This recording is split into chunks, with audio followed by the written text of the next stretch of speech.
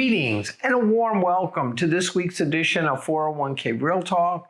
This is Fred Barstein, contributing editor of wealthmanagement.com's RPA channel and CEO at Trout, TPSU, and 401k TV. I review all of the past week's stories and select the most important and interesting ones, providing open, honest, and candid discussion you will not get anywhere else. So let's get real.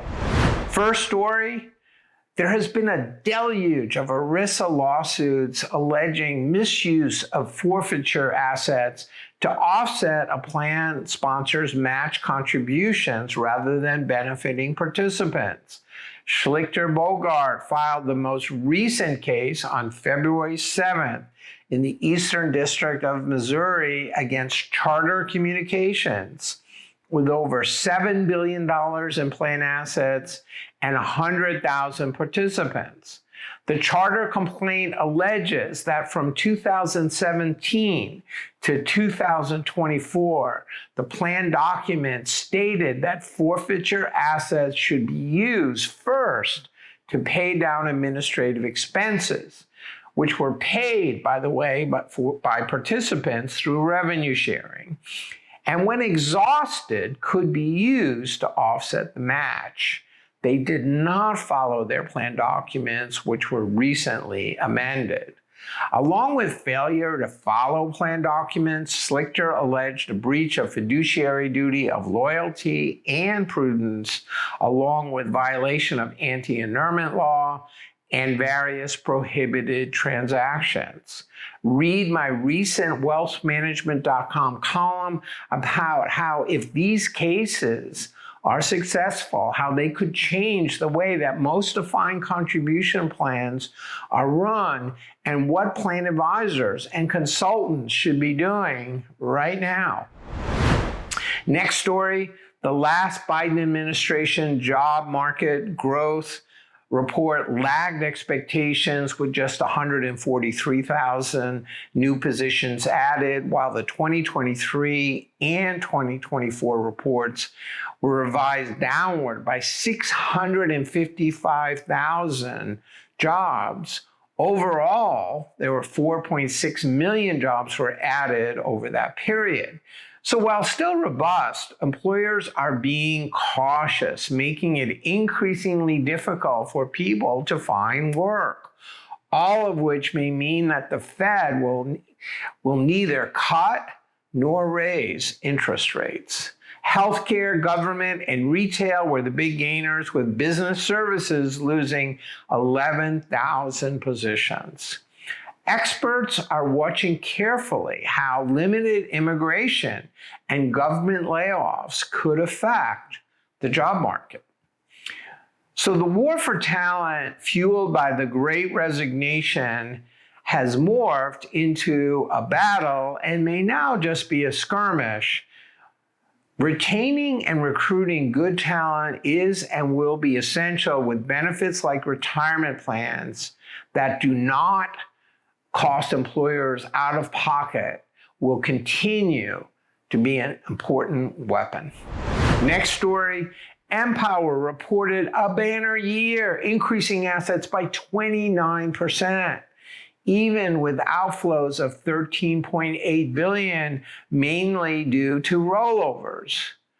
The renamed Personal Capital Division now includes over 1,000 advisors and has $86 billion in assets, which helped Empower to gain $3 billion in net new assets in Q4 alone, and led to earnings of almost $1 billion, which was a 30% increase over 2023. So while no one can blame Empower or other record keepers like Fidelity and Schwab for trying to capture rollovers and provide financial advice to their DC participants, it puts them squarely in competition with some of their advisors who brought them the plan and hope to provide the same services to the same people. Next story. Speaking of IRAs, iJoin just announced a new partnership with Broadridge and Penchecks to help advisors capture more IRA rollovers. The new service called IRA Clarity works with record keepers using the iJoin platform to identify rollover candidates and send invitations to enable them to seamlessly open an account using an advisor's selected managed advice while leveraging Broadridge's suitability solution.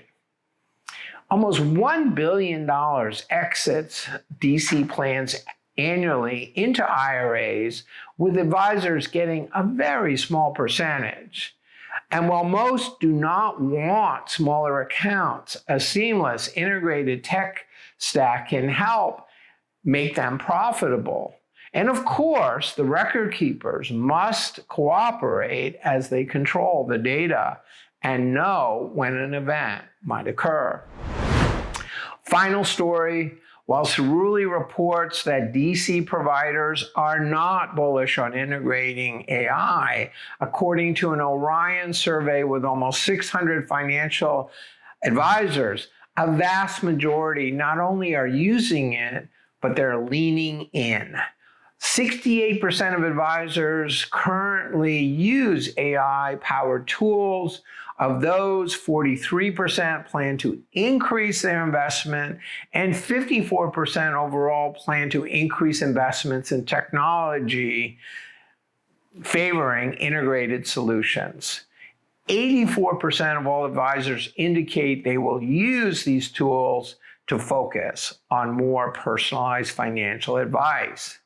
So while over 80 million people with over $11 trillion sit in DC plans set to explode due to state mandates, with only 3% with an outside advisor, hindered by clunky record keeper technology, the DC market and RPAs lag behind the wealth industry.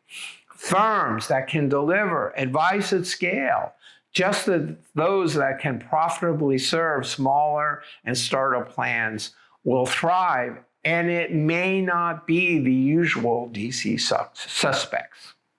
And last but not least, last week's LinkedIn poll asked what percentage of DC plan new contributions will go into private equity, either directly or through target date funds and managed accounts, by the end of the Trump term.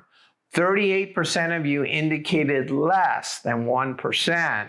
40% think 1 to 5. 18% voted for 6 to 10. And very optimistically, 5% think it will be more than 10%. Finally, I am pleased to report that the inaugural TPA Roundtable, to be held in Chicago, March 27th, to 28, has robust registration with only a few seats and just one sponsorship remaining. If interested, please register. It's time that this group got their due recognition by advisors, especially as new plan formation explodes. So those were the most important stories from the past week. I listed a few others I thought were worth reading, covering Income America announces partnership with Principal, wealth advisors reluctant to recommend ESG funds to clients, how advisors need to navigate the evolving and competitive DC record-keeping landscape, and Trump orders agencies to cut 10 regulations for every new one proposed. Please let me know if I missed anything or if you like to comment. Otherwise, I look forward to speaking to you next week on 401k Real Talk.